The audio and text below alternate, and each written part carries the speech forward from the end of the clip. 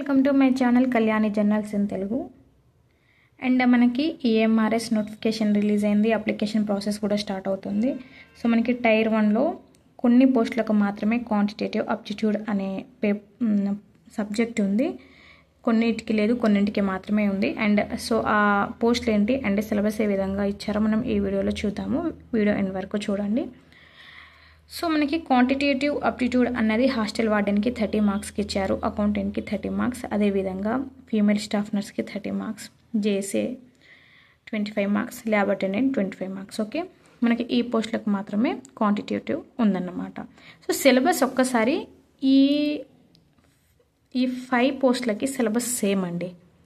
Aptitude వచ్చేసి same syllabus, difference అనేది ఉండదు.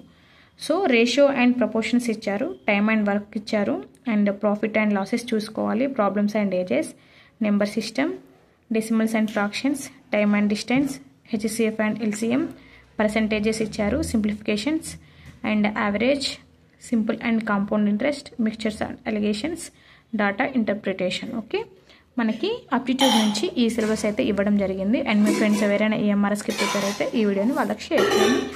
అండ్ నా ఛానల్ని తప్పకుండా సబ్స్క్రైబ్ చేసుకోండి.